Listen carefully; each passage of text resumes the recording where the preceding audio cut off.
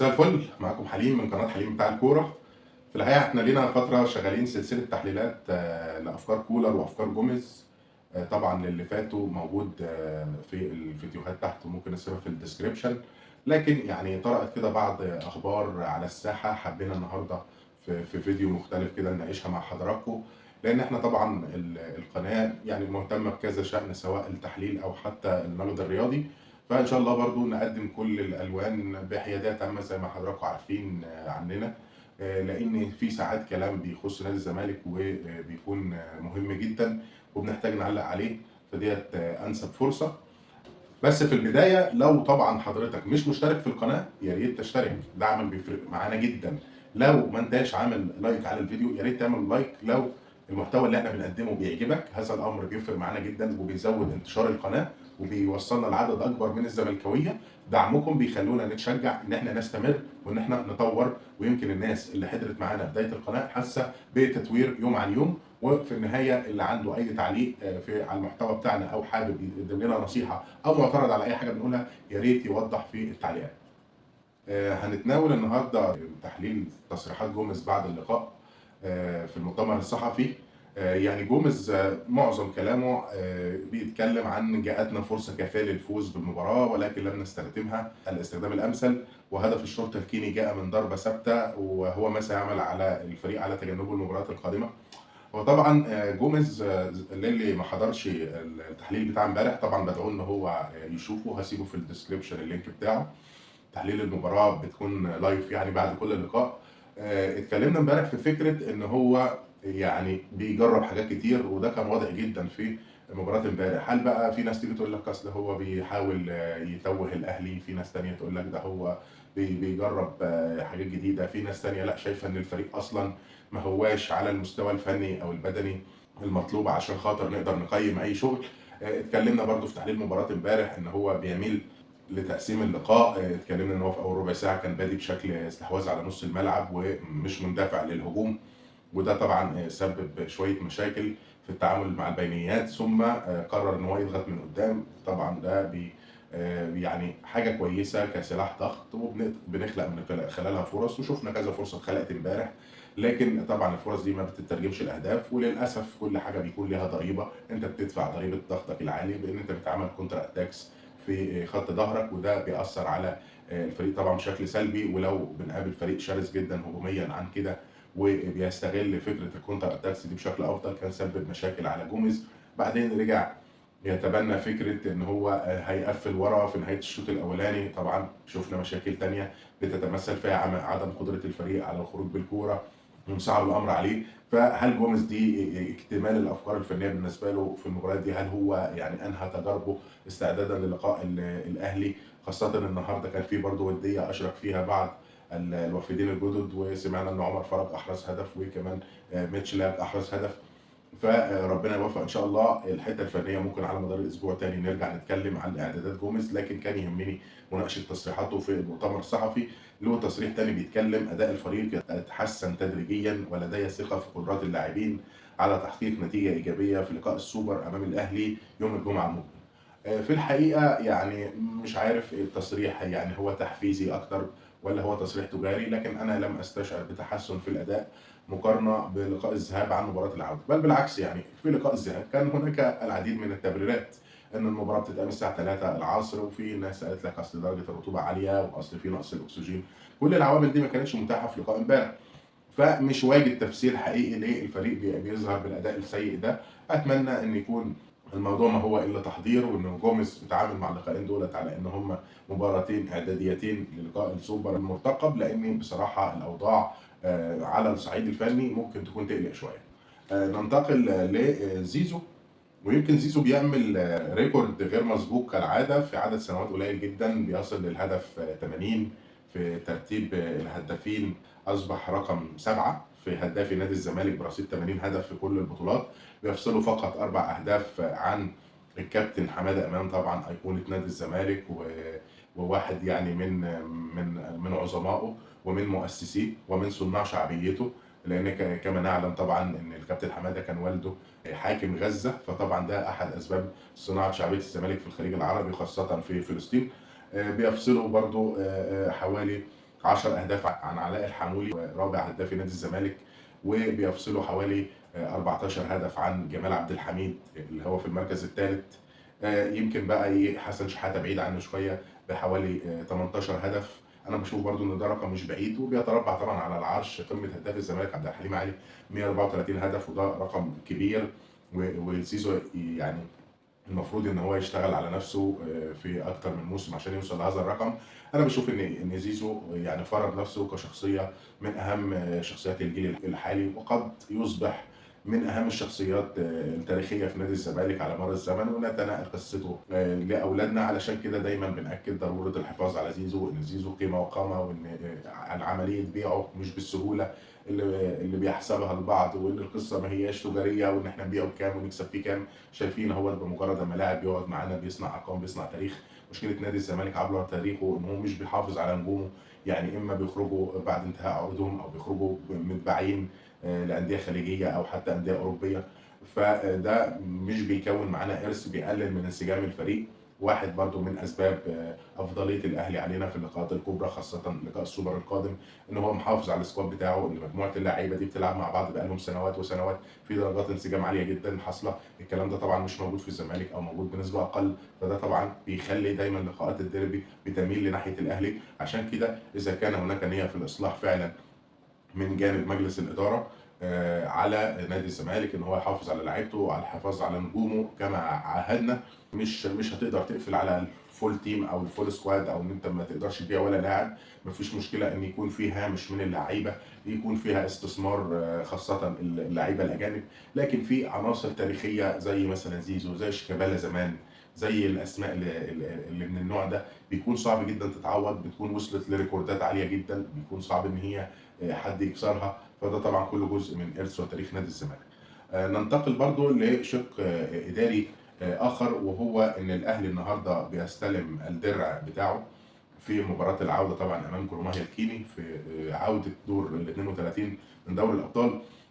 ويمكن القصه دي مركبه شويه، وحابب اربطها بنادي الزمالك، لان في الوقت اللي الاهلي بتقام ليه احتفاليه كبيره وبيحضر عدد جماهيري غير مسبوق، وبيتم التعاقد مع معلق خاص باللقاء، ومعمول له احتفاليه كبيره زي ما احنا طبعا متابعين في التلفزيونات النهارده.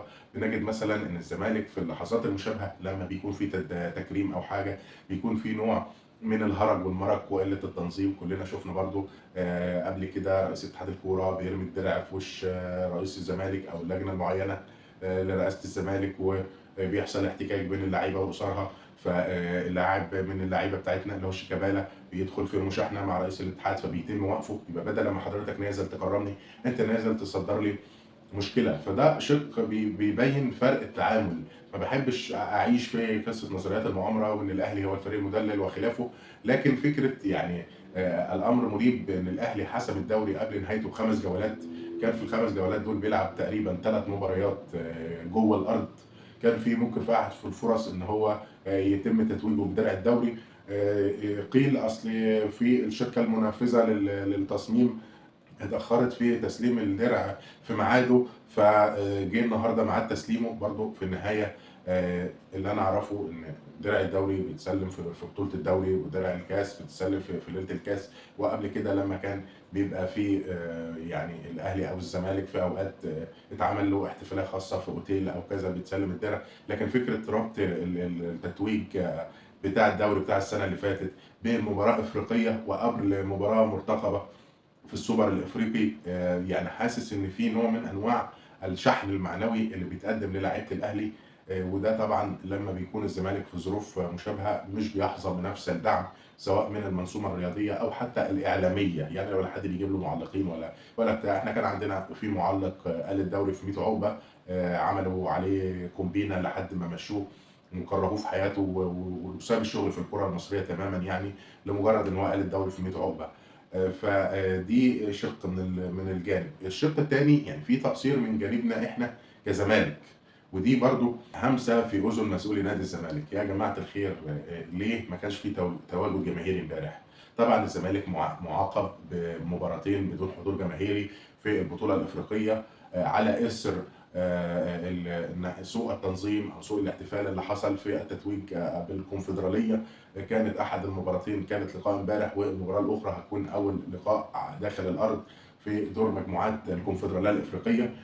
ليه نادي الزمالك من غير جماهيره؟ ليه حصل الايقاف من جانب الاتحاد الافريقي؟ علشان قيل ان حصل تجاوزات وسوء في الاحتفالات ومش عارف، دخل افراد ما كانش مخصص لهم الدخول، واحد اعضاء مجلس الاداره خد الكاس ومش عارف راح يحتفل بيه مع الجماهير قبل تسليم الدرع. وسمعنا اصل نادي الزمالك قال لك اصل الشركه المنظمه هي اللي دخلت، لكن الزمالك ملوش علاقه بالموضوع. وكان طبعا في هرج ومرج، واللي جايب ابنه بيشيله الكاس يعني كان مشهد مش كويس. المفروض نادي الزمالك كان تظلم ضد العقوبه، واذا لم يتظلم نادي الزمالك فنفهم من هذا الامر ان الزمالك مخطئ.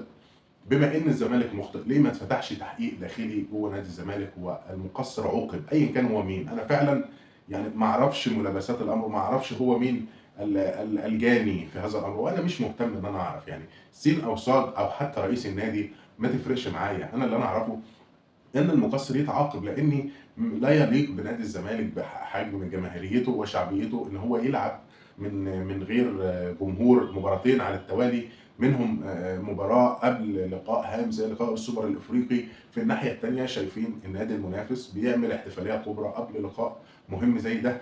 فايه الرساله اللي انت عايز توصلها للاعيبتك؟ ان احنا مثلا نادي بلا ظهير جماهيري او بلا دعم، وان النادي الاخر هو اللي رايح مشحون؟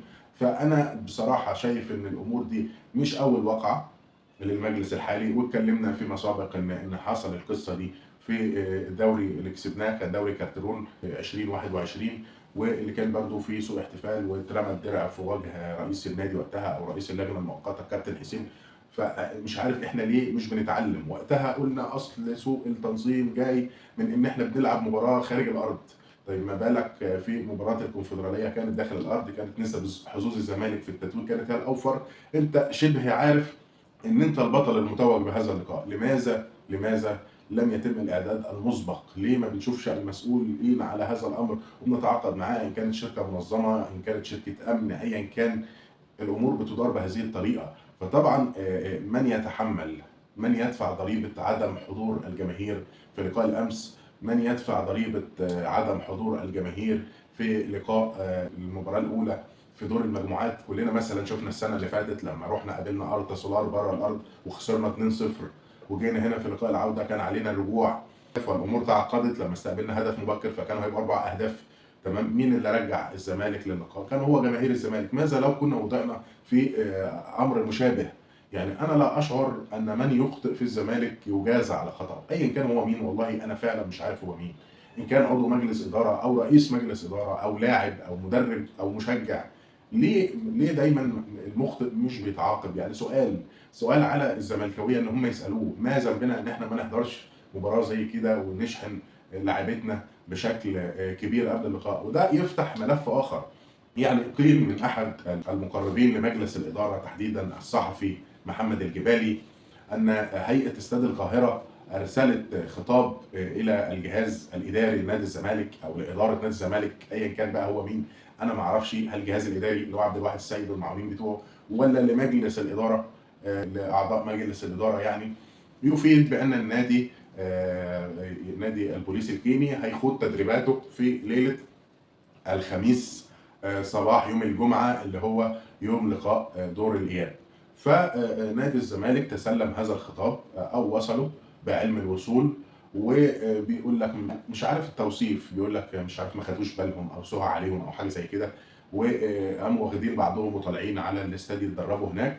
فلقوا الاستاد طبعا ملك جروماهيا او البوليس في هذه الليله، فما لقوش ملعب تدريب، فراحوا يتدربوا عند مودرن فيوتشر او مودرن سبورت.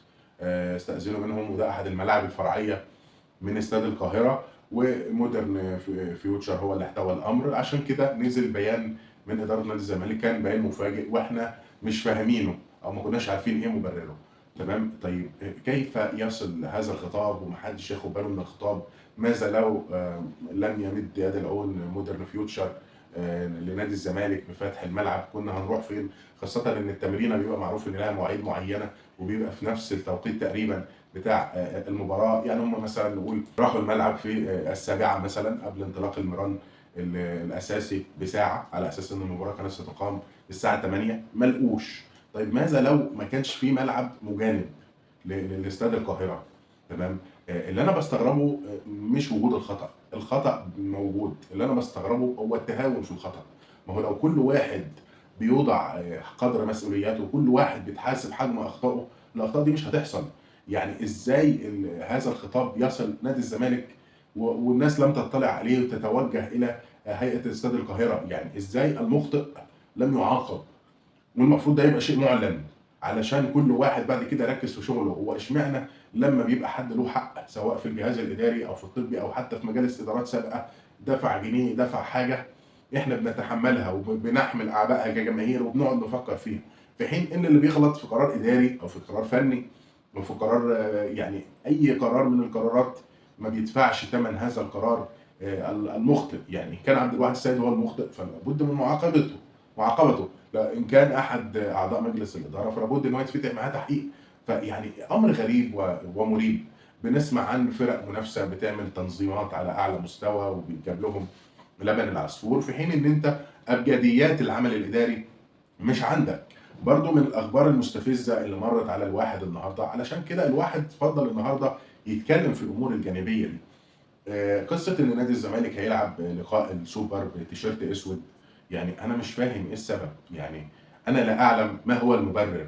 يعني في فتره من الفترات من حوالي سنتين كده اتقال ان الزمالك كعبه عالي على الاهلي بالتيشيرت الازرق لما قابل الاهلي في نهائي الكاس وكسبه 2-1، وقبل منها كان لاعب لقاء في الدوري وتعادل معاه 2-2. ماتش الدوري ده حسم نادي الزمالك له لقب الدوري، وماتش الكاس اهدى نادي الزمالك بطل الكاس اللي هو ليله زرقاء بتاعت مدحت شلبي. تمام. فبعد كده وقتها الناس بدات تتكلم في ان احنا لابد ان احنا نلعب بالتيشيرت الازرق في لقاء السوبر. طبعا لقاء السوبر كان مقام في دوله الامارات الشقيقه، كان بين الزمالك والاهلي. كان الزمالك وقتها بطل الدوري اللي احنا قلنا عليه وبطل الكاس اللي احنا قلنا عليه، وكان الاهلي حاضر بدور شرفي كوصيفا للكاس وكان المركز الثالث في الدوري. فاتفاجئنا بان نادي الزمالك اللي هو صاحب الارض وصاحب احقيه اداره اللقاء بما انه بطل الدوري وبطل الكاس بيطلب ان هو يلبس التيشيرت الازرق. وقتها مجلس اداره الزمالك خدت هذا القرار كنوع من التفاؤل والتشاؤم، فلقينا في وجهات نظر كتير معترضه. انا بالنسبه لي مثلا كنت واخد الامر برضو من حته التفاؤل والتشاؤم، وان احنا يعني كسبانين اخر لقاءين او عاملين نتيجتين ايجابيتين في اخر لقاءين بالتيشيرت الازرق امام الاهلي، فلما لا؟ تمام. لكن في ناس كتير طلعت تتشدق بهويه النادي ولا بد ولا مفر، واغلبهم كان من منتقدي المجلس السابق الذي رحل يعني بلا ندم عليه، علشان ما حدش يقول انت بتستدعي مواقف قديمه. تمام. فاذ بينا النهارده بنلاقي الناس بتبارك ان احنا نلبس تيشيرت اسود في لقاء السوبر. يعني انا لا اعلم، والمبرر اللي بيتقال حتى مبرر ضعيف.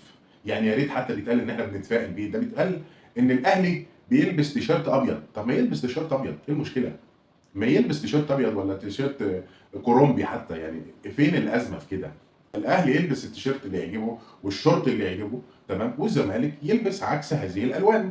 اذا كان التيشيرت الاساسي للاهلي هو الاحمر والتيشيرت الاساسي للزمالك هو الابيض، اذا ما فيهوش تعارض. لو شورت الاهلي الاساسي هو الابيض، رغم ان هو برده حاجه مستحدثه يعني وما كانش بيلبس ابيض قبل كده ولا حاجه، كان بيلبس اسمر وكان بيلبس ازرق، بس ابتدع فكره الشورت الابيض. فخلاص الزمالك يلبس الشورت الثاني، ان كان ازرق فيبقى ازرق وان كان اسود فيبقى اسود. وده شفناها في سنوات وسنوات مرت. يعني يا جماعه احنا لا نمتلك ذاكره السمك. قريبا الزمالك مثلا في موسم 21 22 كان بالشورت الازرق والتيشيرت الابيض. تمام. وحصل كتير، ده انا بس بضرب لك اقرب مثال. وفي مواسم سابقه كنا بنلعب بالشورت الاسود، تمام، لما كان التيشيرت الثاني بتاعنا الاسود. لكن ايه فكره الاسود؟ قال لك اصل هو تيشيرت خاص بالاحتفاليه وبتاع. هو عشان تيشيرت خاص يعني تطمس هويه النادي؟ ايه قصه التيشيرت يا جماعه؟ عامل ازمه ليه؟ احنا في لقاءي الذهاب والعوده بنلعب بتيشيرت سماوي امام البوليس الكيني. ايه علاقه السماوي بنادي الزمالك؟ يعني ايه علاقه؟ وقال لك تيشيرت المحله، ولابسين تيشيرت المحله عشان التيشيرت الاساسي نفس الديزاين بتاع المصري. ده احنا لفينا على قضيه مصر كلها ولا ايه؟ يعني خايفين من التيشيرت الاساسي بتاع المصري فلبسنا تيشيرت المحله وهنروح نلبس تيشيرت اسود عشان مش عارف يبقى زي زد ولا مش عارف مين بيلبس اسود.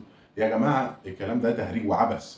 والناس اللي في الشركه المصممه لملابس النادي لازم تبقى فاهمه الكود الذي يخص الملابس، ولازم لو هو ما عندوش خبره في التعامل مع انديه لها ارث وهويه لابد ان الناس توعيه وتفهمه ايه موضوع التيشيرت الاسود. اعمل يا باشا تيشيرت ابيض بخطين حمر بديزاين مختلف، يعني العب في وضعيه الخطين، مش عارف كبر اللوجو صغر اللوجو اعمل. يعني انا طبعا ما بفهمش في قصه التصميمات دي، لكن انت تقدر تعمل 50 تصميم ابيض بخطين حمر ويبقوا كلهم مختلفين، مش هتلاقي تصميم شبه التاني. تمام. فانا طبعا مش فاهم والى اي مدى وصل الكلام في هذه الامور. المشكله لما انت بتيجي تتكلم في هذا الشان يقول لك يعني انت سبت الامور كلها. طب احنا مشاكلنا اكبر. خلاص طالما مشاكلك اكبر يبقى التفاهات دي ما نحطهاش في اعتبار. يعني التفاهات دي لابد انها تتحط في حجمها. لابد ان الناس تبقى فاهمه ان هويه النادي التاريخيه هو التيشيرت الابيض بالخطين الحمر، واحنا لما كسبنا الاهلي في جوهانسبرج كان بالابيض بالخطين الحمر. فانا مش عارف ليه في تمرير كده للاجيال الجديده بالتنصل من قيمه زي نادي الزمالك. انا مش عارف ليه. فلابد اللي خد هذا القرار يتراجع فيه. لابد ان الشركه المصممه تبقى فاهمه هويه النادي اللي هي بتتعامل معاه، لازم تبقى فاهمه ان هذا الامر لن يمر مرور الكرام، خاصه يعني اذا ما حصلتش نتيجه ايجابيه. الناس بتبدا تمسك في السب ديتيلز دي، في الحاجات الصغيره اللي هي مالهاش علاقه بالنتيجه. فانت ليه تفتح باب حاجه زي كده؟ وليه انا يعني اوجع دماغي واقعد اناقشكم في هذا الامر وخدت لي فيه بتاع مش اقل من 5 دقائق؟ ليه كل ده؟ انا ما عنديش تفسير بصراحه ان احنا بنناقش امر زي ده. الخبر الختامي اللي هنختم بيه كلامنا النهارده هو برضو شق فني، لان زي ما قلت لحضراتكم هو الاخبار مرتبطه بالامور الفنيه بشكل ما يعني. والاخبار بتفرض نفسها على الساحه، وان نادي الزمالك طلب خدمات لاعب انبي اسمه كالوشا، مدافع طبعا كان في الدرجه الثانيه ولعب مع نادي انبي موسمين. قال ان هو بيقدم مستويات كويسه. ويقال ان ايمن الشريعي طلب 10 مليون جنيه نظير اعارته لنادي الزمالك 6 شهور. وطبعا الاخبار انا مدرك تماما ان هي بتطلع في صيغه استفزازيه. يعني السؤال اللي بيطرح نفسه لماذا يستعير الزمالك كالوشا او غير كالوشا لمده 6 شهور؟ يعني ايه اللي ممكن نادي الزمالك يحارب عليه في خلال 6 شهور ثم يستغنى عن خدمات كالوشا؟ يعني احنا لو هنتكلم هنجد مثلا ان بعد لقاء السوبر الافريقي اللي كالوشا مش هيلعب فيه لو تم التعاقد معاه، يعني اللقاء الدوري او بدايه الدوري هتبدا في نهايه اكتوبر، فاحنا يا دوب هنلعب نوفمبر وديسمبر يعني بخدمات كالوشا ثم نعيده للنادي في يناير. كلام عبثي وما يعني بيتقال بغرض الاستفزاز. انا كالوشا ده في فتره من الفترات كنت شايفه مهاجم، كنت شايفه مدافع كويس، بس كنت شايف ان كالوشا مدافع كويس في ظل ان كان حسام عبد المجيد ركيزه اساسيه في النادي، والونش كان برضه فتره من الفترات كان في مراحل التاهيل والعوده من الاصابه. يعني في ميركاتو يناير لما كان بيتردد اسم هذا الكالوشا انا اتكلمت عنه كويس. وفي ناس دلوقتي بتقول لي يا دكتور حليم هو انت غيرت رايك فيه ليه؟ ما انت كنت بتتكلم عنه حلو قبل كده. ايوه يا صديقي، عايز افكر حضرتك بشويه ملابسات كده. في يناير كان الونش في بدا اصلا مرحله الاعداد معانا، ولعب مباراه اعتقد وديه ومباراه كمان، وبعدين انصاب في التمرين بعديها. فكان وقتها مفهوم ان كالوشا او غير كالوشا هيبقى جاي قاعد بنش للونش. بالاضافه كمان ان حسام عبد المجيد وقتها كان ركيزه اساسيه في اختيارات فيريرا وفي اختيارات اوسوريو، فبالتبعيه جاء جوميز واعتمد عليه. فكان يتبادر لذهن اي مشجع او اي مستمع ان كالوشا ده جاي تدعيم للدكه. لكن دلوقتي الاستاذ جوميز، مش انا والله، يعني هو جوميز اللي عنده متطلبات خاصه في المساك اللي هو عايزه. هو عاوز مساك بيجري مسافات طويله، يعني جراي سريع بالكوره وفي نفس الوقت ممرر جيد. هي دي ابجديات متطلباته. وعشان برضه نبقى فاهمين، عشان لما اجي اقول لحضرتك طب نجيب فلان او فلان، ما يجيش حد يقول لي ايه طب هو يعني فلان ده احسن واحد في الدنيا. لا، هو مش احسن واحد في الدنيا. احنا عاوزين نجيب واحد يعوض النواقص اللي عند حسام ويلبي رغبات الكوتش جوميز. يعني اذا كان المساك عنده مثلا 7 8 مهارات، فحسام عبد المجيد عنده 3 4 منهم، وبيتصادف ان ال3 4 اللي مش عنده هي متطلبات جوميز. فانا اولويتي في التدعيم هو ال3 4 نواقص اللي مش عند حسام، بحيث ان الاثنين يكملوا بعض. واصله الفكره دي؟ فانا النهارده ممكن في يناير اقول كالوشا كويس، اجي في الصيف اقول بيكهام كويس، اجي في الشتاء الجاي نغير مدرب او نغير سيستم اللعب فاقول على فلان ثالث كويس. يعني دي لا تجب دي. وفي النهايه يا جماعه دي اراء فنيه، انا برضو قصدت ان انا اوضح هذا الشان. فانا ارى ان اللي قعد حسام على البنش يكون مدافع دولي، لان حسام اصلا دولي اولمبي. تمام. وانا ارى برضو ان كالوشا ده ما هواش الاسم اللي ممكن نحارب عليه، بالاضافه كمان ان فكره ان انت طول الوقت بتحتك بايمن الشريعي، فده شيء يعني مقزز جدا ومريب. يعني انت تعاملت تقريبا مع كل انديه مصر، ما وصلتش معاهم لاي اتفاق بخصوص اي لاعب. وصلنا مثلا لاتفاق بخصوص ناصر ماهر مع فيوتشر في يناير، ثم اتى مسؤولي فيوتشر وقال لك احنا مش هنتعامل معاكم تاني لما تعتذروا لنا، اصل مش عارف حصل ايه. تمام. تعاملنا مع بيراميدز في صفقه عبد الله، فادونا يعني قنبله مفخخه اسمها سيف جعفر. تمام. رحنا نتعامل مع زد، رفض يدينا لعيبته. رحنا نتعامل مع سيراميكا، رحنا ندينا لعيبته، رفض يدينا لعيبته. فانا مش عارف هو لما الاصرار على انبي. هي انبي هي الفرقه الوحيده اللي هتبيع لنا؟ وبعدين في بنود تعاقديه مضحكه جدا شفناها في عقد زياد كمال، حتى برضه عقد محمد حمدي، لولا ان هو جاي على سبيل الاعاره وان هو جاي لتدعيم الدكه، يعني الصفقه دي كانت برضه هتبقى مريبه هي الاخرى. لكن المفروض ان محمد حمدي جاي لتدعيم البنش لحين عوده فتوح باذن الله. فاتمنى برضه ان احنا على مدار السنه ما نلاقيش محمد حمدي واخد عدد دقائق اكتر من بنتايج، لان احنا كده هنكون بنهزر وبنلمعه مجانا لفرق اخرى تتعاقد معاه، سواء الاهلي او بيراميدز او حتى فرق خارجيه. تمام. فالناس لازم تبقى اكتر فطنه من كده وتبقى فاهمه هي بتتعامل مع مين كويس. والراجل ايمن الشريعي ده واضح جدا ان هو ما فيش صفقه دخلها الا وكسبان فيها، فده امر مريب تماما. انت عندك الاهلي من سنتين طلب منه مصطفى شلبي. تمام. لما غال عليهم في الطلبات وقف التعامل معاه. فيا جماعه لازم نحذر شويه، ولازم نبقى مدركين ان احنا مش شاطرين في حته المفاوضات. مش عيب على فكره، مش عيب، انا كمان ما بعرفش افاوض، وحضرتك اللي بتسمعني انت ما بتعرفش تفاوض. تمام. فالمسؤول مش لازم يكون سوبر مان بيعمل كل حاجه. يا جماعه احنا بيضحك علينا من الاخر لما بنحتك بهذا الشخص اللي اسمه الشريعي، وصياغه الخبر مريبه اكتر. اخر جزئيه خالص برضو النهارده الاتحاد الكوره، وطبعا بيستغل بعض المراسلين بتوعه ولا الصحفيين بتوعه، بيسرب قال ايه ان مفاوضات تجديد ميكالي معاهم تعثرت من اجل دخول الزمالك على الخط. ولما الناس هاجمت هذا الصحفي اللي اسمه عبد الباسط، وعبد الباسط ده اللي متابعني على الفيس عارف ان انا عملت معاه كلاش جامد يعني في فتره من الفترات، والحمد لله كنت انا على بينه وهو كان المخطئ لما قال ان الزمالك هو اللي هيتعاقب في القصه بتاعت كهرباء. وقتها عملنا حفله جامده بدعوكم طبعا تبقوا تشوفوها. طالع برضو ذاكر اسم الزمالك في عنوان الخبر ثم في تفاصيل الخبر كلام مختلف تماما. فهي طبعا لعبه مايند جيمز، هي كلها العاب المقصود بيها النيل من استقرار النادي. بغض النظر عن موقفنا من جوميز، بنحبه وما بنحبوش، عاوز يكمل مش عاوز يكمل، بغض النظر برضو عن موقفنا من ميكالي شايفينه مدرب كويس او مش كويس. تمام. انا حتى مش هقول لك رايي في هذا الشان لانه لا يصح. انا عندي لقاء هام كمان 6 ايام من دلوقتي، اللقاء ده هيترتب عليه امور كتير جدا. ما ينفعش الكوتش بتاعنا يوصله خبر ان الزمالك بيتفاوض مع نادي تاني، او الصحافه الصفراء توصل له هذا الامر. ما ينفعش ان لعيبتك يبقى في معسكر مقفول عليها وتسمع هذا الكلام. فطبعا اساليب صحافه صفراء كلنا فاكرين طبعا ان وقت قبل كده كان دايما في لقاءات الاهلي والزمالك بنسمع ان في لعيب غزه لعيب بالسكينه، واحد مش عارف حصل فيه ايه، ومين اللي ضرب مين بالبوكس. فاكرين انتوا الترند بتاع الملاكمه بتاع زيزو وشيكابالا واصل مش عارف مين. يعني هي ليه الاخبار دي ما بتطلعش الا قبل المباريات الهامه بين الاهلي والزمالك؟ وليه كلها اخبار تخص الزمالك؟ يعني دي حاجه مثيره للريبه. اين موقف نادي الزمالك من هذا الشان؟ يعني نادي الزمالك في ايام اللجنه المعينه طلع تصادم مع العديد من القنوات، العديد من الصحف، العديد من المواقع الاخباريه. اين نادي الزمالك من الشائعات؟ ازاي الكلام ده يا جماعه؟ ازاي هذا الامر مسكوت عنه؟ يعني في كل امر هنلوم دايما على الطرف الخارجي، لكن هتجد برضو ان الزمالك شريك اصلي بالسكوت عن هذه الامور. فطبعا امر صعب جدا. دي حاولنا نجمل كل الاخبار. الفقره الاخباريه هي فقره سنويه في قناتنا، ما هياش فقره ثابته، لكن في اوقات كده بتطلع اخبار ما بنقدرش نسكت عليها.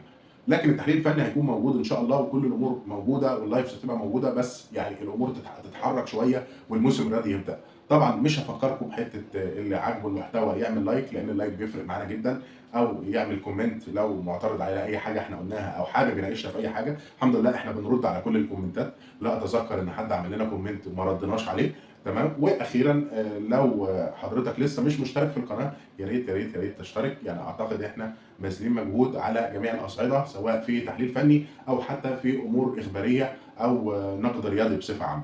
شكرا لحسن استماعكم، اتشرفت جدا بوجودي معاكم، اتمنى الفيديو يليق اعجابكم وشكرا جزيلا.